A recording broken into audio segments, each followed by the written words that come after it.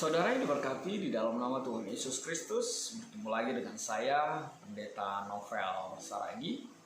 Firman Tuhan yang menyapa kita tertulis dalam Amsal pasal yang ke-22, ayat 22 sampai ayat 29, namun ada baiknya kita bersatu dulu di dalam doa. Kita berdoa. Bapa di dalam sorga, terima kasih Tuhan Yesus buat waktu, kesempatan, dimensi yang begitu indah yang Tuhan berikan bagi kami. Satu kerinduan kami mau dengar-dengaran akan firman-Mu. Maka berfirman Engkau Tuhan, sebab kami siap untuk menerimanya. Amin. Saudara-saudara yang diberkati di dalam nama Tuhan Yesus Kristus, seperti yang saya ucapkan tadi, bahwa firman Tuhan yang menyapa kita tertulis dalam Amsal pasal yang ke-22 ayat 22 sampai ayat 29. Kita baca firman Tuhan secara bersama-sama. Kok saya dilihat-lihat? Sudah buka kitabnya belum? Buka dong. Ayo. Sudah buka kitabnya belum? Ayo, saya tunggu. Oke deh. Amsal 22 ayat 22 sampai 29. Begini firman Tuhan. Janganlah merampasi orang lemah karena ia lemah. Dan janganlah menginjak-injak orang yang berkesusahan di pintu gerbang. Sebab Tuhan membela perkara mereka dan mengambil nyawa orang yang merampasi mereka. Jangan berteman dengan orang yang lekas gusar. Jangan bergaul dengan seorang pemarah, supaya engkau jangan menjadi binasa. Supaya engkau jangan menjadi biasa dengan tingkah lakunya dan memasang jerat bagi dirimu sendiri. Jangan engkau termasuk orang yang membuat persetujuan dan yang menjadi penanggung hutang. Mengapa orang akan mengambil tempat tidurmu dari bawahmu bila engkau tidak mempunyai apa-apa untuk membayar kembali? Jangan engkau memindahkan batas tanah yang lama yang ditetapkan oleh nenek moyangmu. Pernahkah engkau melihat orang yang cakap dalam pekerjaannya? Di hadapan raja-raja ia akan berdiri, bukan di hadapan orang-orang yang hina. Demikian firman Tuhan. Saudara yang diberkati di dalam nama Tuhan Yesus Kristus, firman Tuhan ini begitu luar biasa. Firman Tuhan ini menjadi pesan praktika di tengah-tengah kehidupan kita. Bagaimana kita selayaknya hidup di tengah-tengah kehidupan yang serba-serbi dan segala sesuatu yang kita jumpai dalam kehidupan kita. Tapi satu hal yang pasti adalah hendaklah kita berlaku bijak, hendaklah kita berhikmat menjalani hari-hari kehidupan kita. Saya mulai kisah ini dengan George Floyd dari Minnesota yang kemarin menggemparkan Amerika. Dikatakan bahwa dia sudah minta ampun, dia sudah minta maaf, tapi ternyata kekerasan itu masih terjadi dan akhirnya dia sampai terbunuh. Dan itu menjadi bahagian dari firman Tuhan saat ini yang menyapa kita. Ketika firman Tuhan mengatakan kalau orang sudah lemah, orang sudah minta maaf, orang sudah minta ampun, jangan lagi menyiksanya, jangan lagi melukainya, jangan lagi menghakiminya, jangan lagi menghancurkan atau menindas dia. Sedangkan menghina, sedangkan menghancurkan, sedangkan menyakiti, itu tidak benar di hadapan Tuhan. Apalagi kita mengetahui bahwa dia sudah dalam posisi lemah, sudah minta maaf, sudah tersakiti, sudah begitu luar biasa mengalami pergumulan itu, penderitaan itu, masih juga kita menyiksanya, masih juga kita menghancurkannya.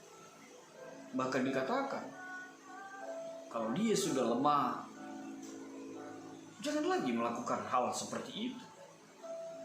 Mari kita melihat firman Tuhan itu ayat 22. Janganlah merampasi orang lemah karena ia lemah, dan janganlah menginjak-injak orang yang berkesusahan di pintu gerbang. Sudah susah, masih juga kita siksa. Sudah susah, masih juga kita bebani dalam kehidupan ini. Ternyata itu bukan hidup orang bijak. Itu bukan hidup orang yang bijaksana, yang berhikmat di tengah-tengah kehidupan kita. Sebab menyiksa atau melukai, bahkan menyakiti orang-orang yang kuat saja, sesama kita saja tidak dibenarkan, apalagi menyiksa orang-orang kaum lemah, kaum marginal di tengah-tengah kehidupan kita. Itu bukan adalah kehidupan yang diberkati Tuhan dalam kehidupan ini. Orang lemah harus kita kuatkan, orang lemah harus kita dukung, orang lemah harus kita tegakkan, sehingga dia bisa bersama dengan kita menjalani hari-harinya, bukan malah menyiksanya, bukan malah semakin mematikannya, membuat dia hancur, dan lebih hancur lagi. Ini berkisah kepada orang Israel yang punya hutang banyak, lalu menjual hartanya, dan ia akhirnya menjadi seperti tidak punya pekerjaan, tidak punya harta, lalu ternyata dia masih lagi disiksa. Dan Tuhan mengatakan dalam perikop kita ini, jangan pernah merampasi, menginjak-injak orang lemah di tengah-tengah kehidupan kita. Sebab orang lemah itu harus ditopak, orang lemah itu harus dikuatkan. Dan itu menjadi pesan bagi kita. Orang-orang yang sehat, bahkan orang-orang yang beriman kuat, haruslah menjadi penopang untuk orang yang lemah imannya. Lalu firman Tuhan ini ingin mengatakan kepada kita, kalaupun posisi kita adalah posisi pemimpin, posisi penguasa, posisi orang yang berkuasa, pahamilah, jabatan itu, keberadaan itu bukanlah untuk menyiksa. Berkuasa bukan untuk memaksa, berkuasa itu bukan menyiksa, berkuasa itu bukan keberadaan untuk menindas orang-orang di sekitar kehidupan kita. Sebab kuasa itu, sebab jabatan itu adalah amanah, adalah karya Tuhan, adalah berkat Tuhan bagimu. Dan Tuhan mempercayakan hal itu kepadamu. Jadi jangan karena posisi bapak jadi suka-suka gitu ya. Jangan karena posisi ketua terus suka-suka gitu. Karena posisi pemimpin terus suka-suka, nggak boleh. Tetap saja bahwa kuasa yang diberikan kepada kita, anggaplah itu sebagai anugerah yang Tuhan berikan, anugerah yang Tuhan percayakan bagimu, bagi kita semua yang berada di dalam posisi itu, justru untuk memberkati setiap orang di tengah-tengah kehidupan kita. Berkuasa bukan untuk memaksa, berkuasa bukan untuk menyiksa. Bapak, Ibu, pemuda yang diberkati di dalam nama Tuhan Yesus Kristus, semua orang harusnya ingin berhikmat, ingin bijak. Itu pasti. Semua orang harusnya ingin berhikmat dan bijaksana. Semua orang atau setiap orang yang diberkati Tuhan haruslah merindukan, haruslah berada di dalam keberadaan itu. Makanya kalau tema kita mengatakan menjauhkan ketamakan, kalaupun ada yang harus kita timbun, kalaupun harus ada yang kita penuhi di dalam kehidupan kita, kalau ada pun yang mau diinvestasikan, kalau ada pun yang mau didepositokan, depositokanlah hikmat dan bijaksana yang dari Tuhan. Lihatlah bagaimana Salomo mau meminta itu kepada Tuhan. Itulah kerinduannya. Itulah menjadi pesan yang luar biasa baginya. Bukan harta, bukan jabatan, bukan apapun. Tapi dia mau menimbun hikmat dan kebijaksanaan yang dari Tuhan. Makanya sebenarnya firman Tuhan ini kalau kita mulai dari ayat yang ke-17 itu sampai seterusnya, di sana dikatakan langkah-langkah apa yang membuat kita bisa berhikmat, yang membuat kita bisa menjadi bijak di tengah-tengah kehidupan ini. Apa itu? Pasanglah telingamu, dengarkanlah amsal-amsal orang bijak. Ayat yang ke-17, berilah perhatian kepada pengetahuanku. Ayat yang ke-18, karena menyimpan dalam hati akan mengenyangkan bagimu.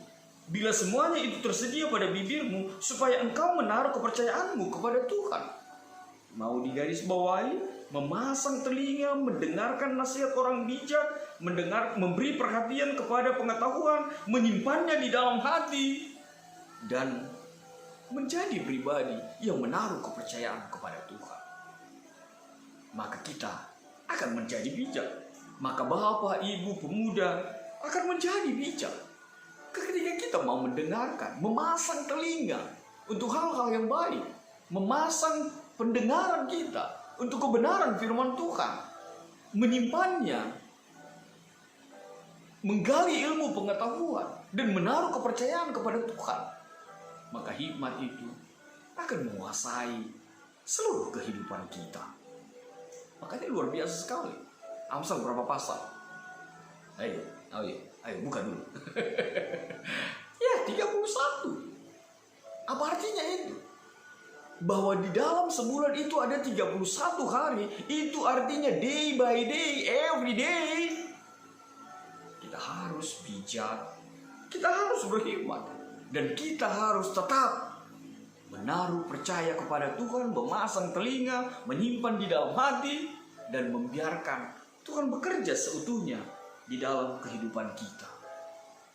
Bapak Ibu yang dikasihi Tuhan, jadilah bijak. Berhikmatlah menjalani hari-hari kehidupan kita. Sebab memang dibutuhkan hal-hal itu di dalam kehidupan ini.